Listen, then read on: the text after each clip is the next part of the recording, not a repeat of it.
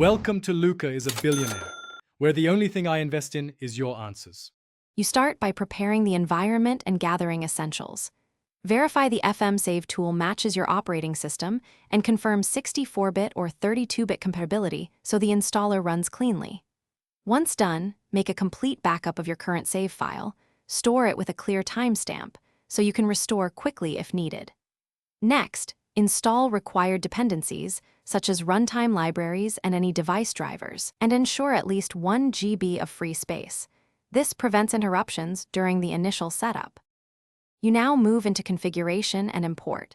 Open FM Save and pick Import mode to bring in the backup SAV file. As you proceed, make specific choices.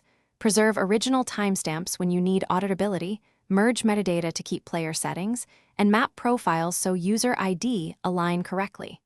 Once the import begins, monitor the conflict resolution prompts, choose to prioritize latest timestamps for automated fixes, or stop and manually review critical fields when accuracy matters most to avoid subtle data drift. You finish by validating and committing the save.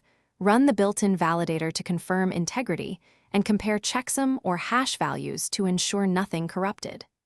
Once validation passes, save the final file to the target location and keep both original and newly created backups for recovery. If something goes wrong, consult the error logs right away. Then restore the backup and rerun the import using verbose mode so you capture detailed diagnostics. This single troubleshooting tip often reveals missing.